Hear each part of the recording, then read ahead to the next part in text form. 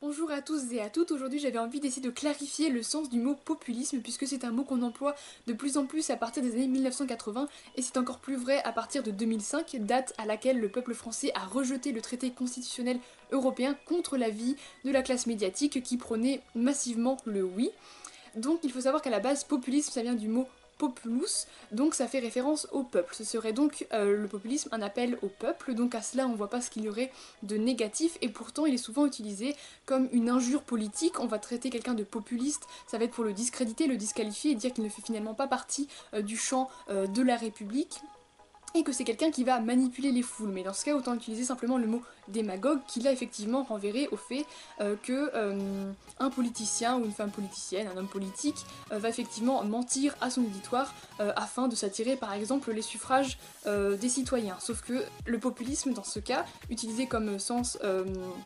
du mot démagogie pourrait être utilisé pour qualifier quasiment toute la classe politique puisque le système dans lequel on est aujourd'hui encourage à la démagogie pour pouvoir remporter les élections. Donc là c'est la faute de notre système représentatif qui incite les politiciens et les politiciennes à mentir afin finalement d'être élus. Mais dans ce cas, le mot populisme n'a rien à voir là-dedans et autant directement employer le mot démagogie. Alors pourquoi est-ce qu'on emploie le mot populisme? C'est premièrement une technique qui a été trouvée pour pouvoir mettre par exemple des personnes très différentes comme Mélenchon et Marine Le Pen dans le même sac en utilisant le terme populiste, en disant que ça peut être aussi bien de droite que de gauche et ça permet vraiment de rassembler sous une même étiquette des gens qui n'ont rien à voir entre eux et ce sont souvent des gens qu'on va estimer indésirables pour la République, enfin c'est en tout cas ce que les élites vont estimer. Donc voilà, Marine Le Pen, parce que c'est du post-fascisme, donc évidemment ce n'est pas du tout conforme aux valeurs républicaines, et Mélenchon, c'est pas qu'il n'est pas conforme aux valeurs républicaines, mais c'est parce qu'il veut changer l'ordre établi et ça ne plaît pas forcément à ceux qui sont bien en place et qui ne veulent pas laisser leur siège à d'autres personnes et surtout au peuple. Donc justement le populisme c'est vraiment normalement faire jaillir le peuple en tant que sujet politique et donc le faire jaillir dans la vie politique. Et c'est dans ce sens-là que va parler par exemple Charlotte Girard de populisme en disant que c'est vraiment faire en sorte que le peuple prenne le pouvoir et ça peut effectivement prendre la forme d'un tribun comme Mélenchon. On va catalyser justement un fait commun, enfin on va catalyser une volonté commune à la majorité de la population. On n'est pas en train de dire que le peuple c'est un corps uniforme, que tout le peuple a envie de la même chose et que par exemple la France Insoumise c'est ce que veut le peuple. Non, c'est vraiment le fait de dire qu'il y a un intérêt en commun qui peut justement fédérer tout le monde. Ça veut pas dire que tout le monde est pareil, que tout le monde veut la même chose, évidemment que non. Nous sommes tous différents, on a des intérêts divergents, mais par-delà ces intérêts, il y a peut-être un intérêt autour duquel on peut tous se retrouver. Et donc ça c'est vraiment l'idée d'un populisme positif. Or aujourd'hui on utilise vraiment le populisme comme quelque chose de négatif. Souvent on va l'employer pour désigner les mouvements d'extrême droite qu'on peut trouver en France par exemple avec Marine Le Pen, mais aussi dans les pays de l'Est comme la Pologne.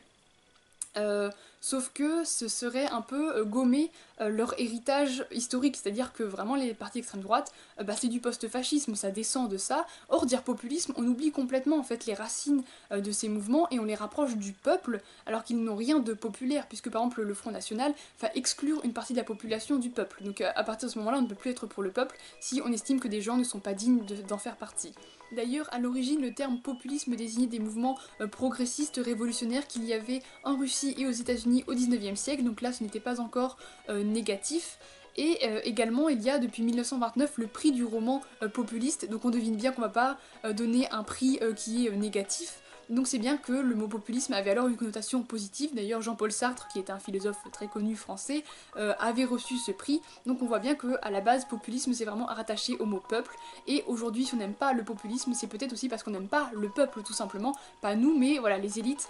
ont peut-être un certain mépris du peuple et donc un mépris du populisme et des gens qui veulent faire justement jaillir le peuple dans la vie politique, ce qui n'est pas le bienvenu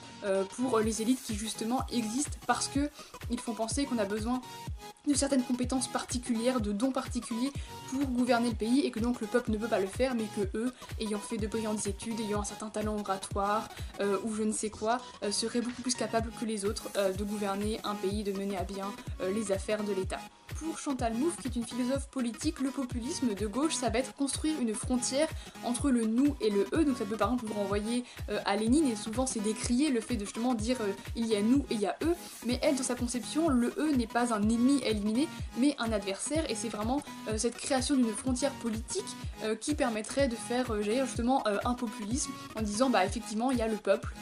contre une certaine élite. Cette définition va bien évidemment à rebours de ce qu'on entend, à savoir que le populisme est une tare de la démocratie, quelque chose de négatif, de pathologique, c'est comme ça que va le voir par exemple Pierre Rosanvallon, qui est un historien, alors que au contraire, pour d'autres, le populisme fait partie de la démocratie, puisque les deux ont en commun le peuple. Démocratie c'est Demos Kratos, c'est le peuple, et populisme c'est Populus, je sais pas comment on prononce, mais c'est le peuple aussi, et donc c'est normal que le peuple veuille participer au pouvoir, puisque c'est l'essence même de la démocratie.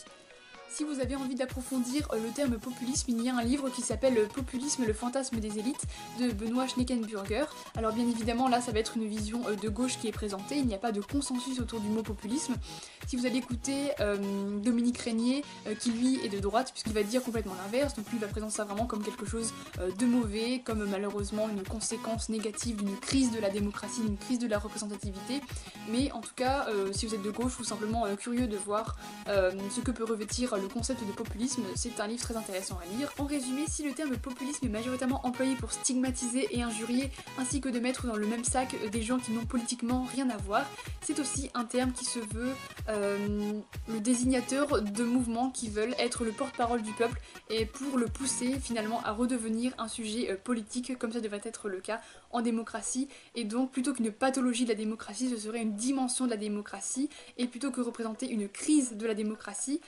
dans le sens négatif, c'est peut-être une crise de la démocratie, mais pour montrer justement que la démocratie ne remplit pas son rôle, en tout cas que la démocratie représentative, qui est quand même un oxymore parce qu'une démocratie est par définition directe et ne peut donc pas représenter, mais peut-être que justement cette irruption des populismes montre qu'il y a un problème dans le système représentatif et qu'il serait peut-être temps de retourner à une véritable démocratie.